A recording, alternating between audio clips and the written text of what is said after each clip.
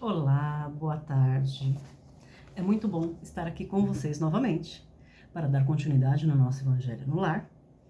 E a nossa leitura de hoje é do capítulo 13, o item 9.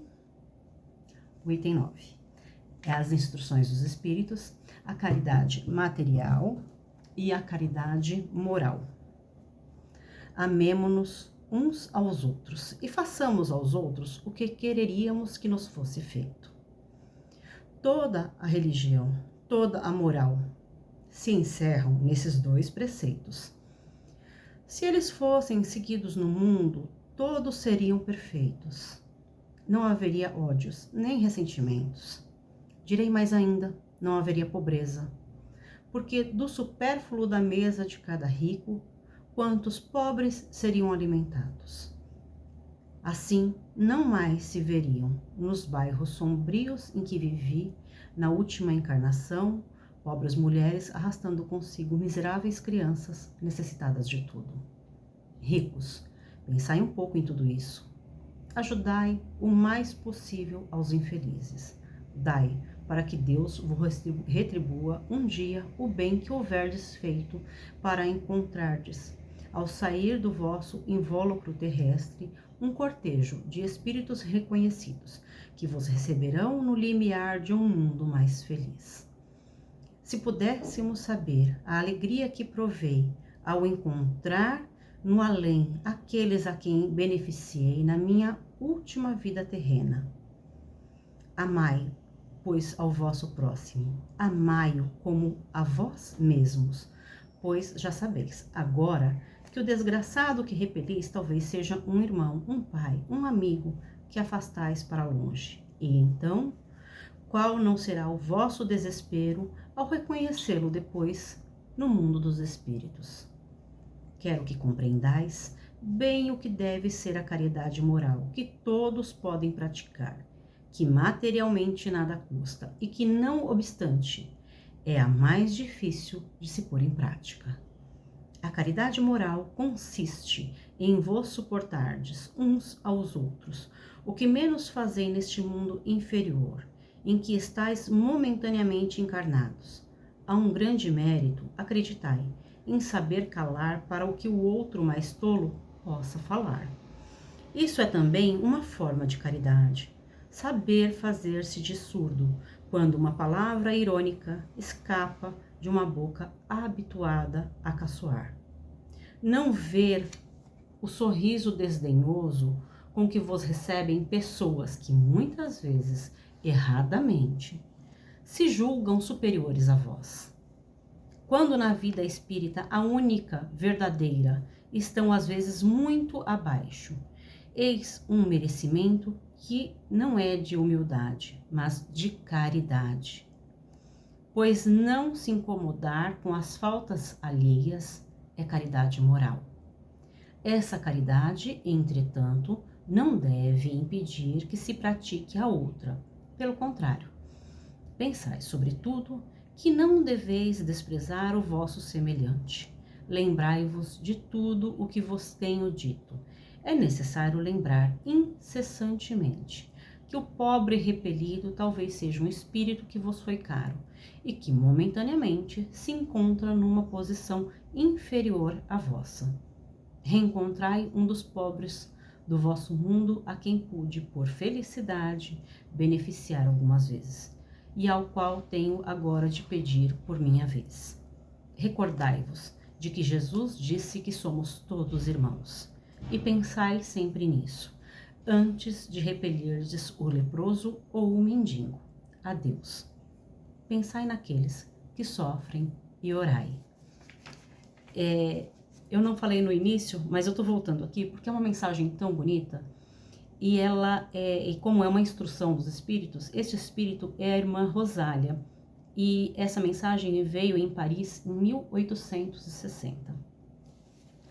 Ou seja, há quanto tempo já se fala a respeito da caridade. E aqui nesse trecho vem reforçar a diferença entre a caridade moral e a caridade material, né? Ambas são importantíssimas, mas a caridade moral, ela vai um pouco mais além e é a mais difícil de se praticar. Não é fácil ser caridoso com as palavras, muitas vezes até com quem nos machuca. É um processo muito difícil, você aprender a calar perante as ofensas. Mas, quando nós nos lembramos que, muitas das vezes, estes que nos ofendem, o fazem por não saber se defender de outra maneira. E não que nós os estejamos prejudicando, mas é assim que eles se sentem. Sabemos que cada um de nós está num estágio evolutivo diferente. E sendo assim, cada um de nós tem uma compreensão diferente do mundo.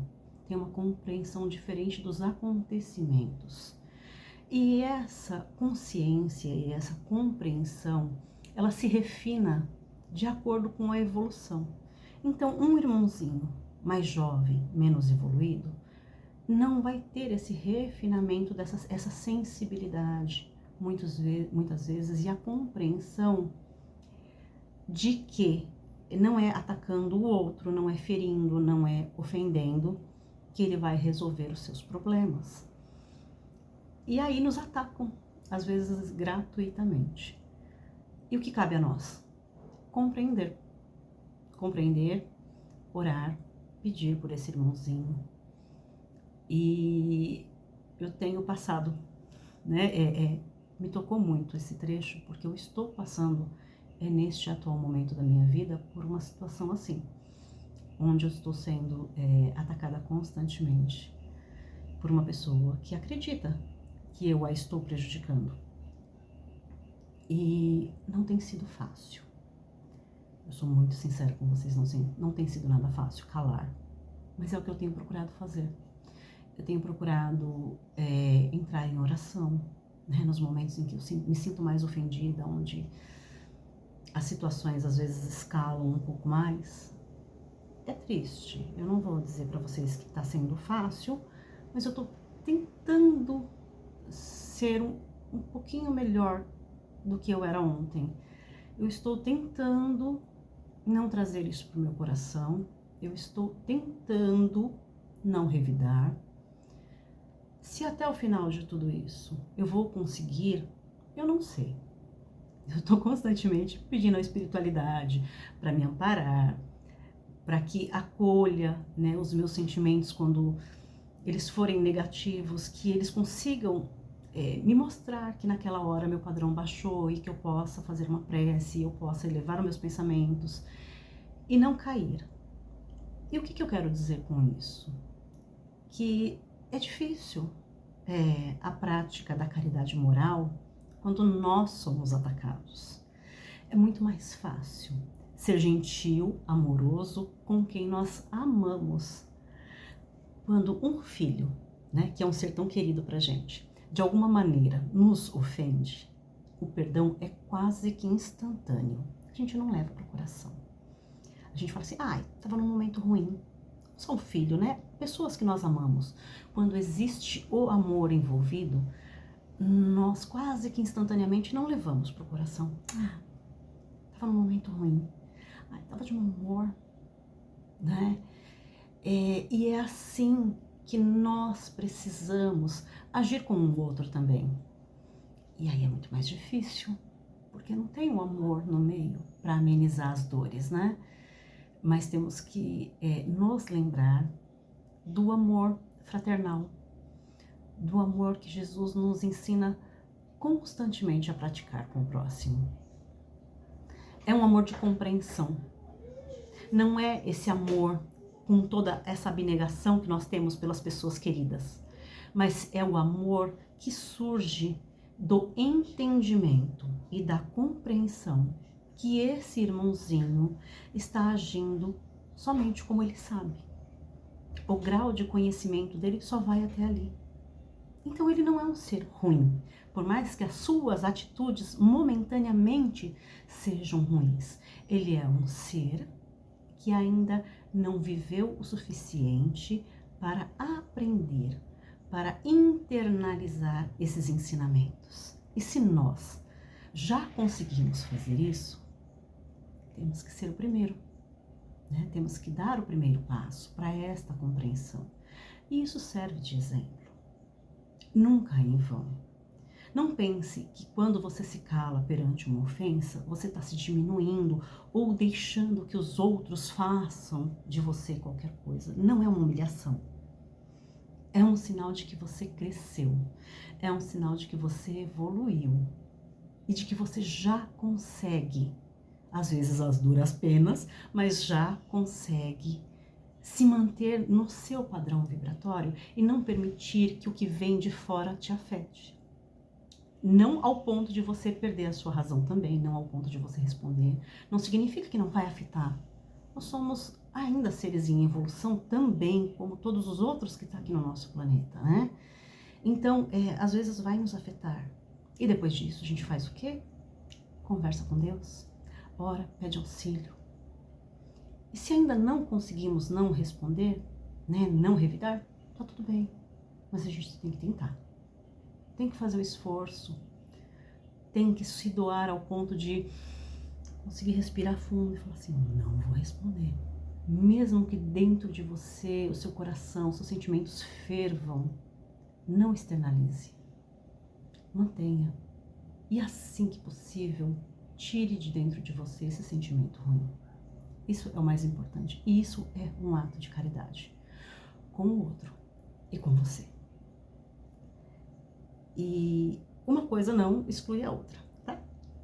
Por mais que nós estamos buscando fazer a caridade moral, não se esqueçam jamais da caridade material. Porque a fome dói, o frio dói. E é muito triste você ver pessoas não tendo o pão na sua mesa. É muito triste você ver uma mãe que não pode oferecer o básico para os seus filhos. Então, o que cabe a nós? O auxílio fraternal e o não julgamento. Auxiliar uma família sem tentar entender por que ele está naquela posição. Sem tentar compreender, mas ele podia trabalhar. Podia, ok, mas isso não cabe a nós. O que cabe a nós é fazer o bem sem olhar a quem. Então vamos pôr isso em prática. Vamos tentar todos os dias. Não é fácil, mas cada dia que a gente tenta um pouquinho, uma hora a gente chega lá, uma hora a gente consegue. Respeitar, amar e compreender os nossos irmãos, seja qual for as diferenças que existam entre nós. Eu agradeço mais uma vez pela oportunidade abençoada. Fiquem todos com Deus. Até mais tarde.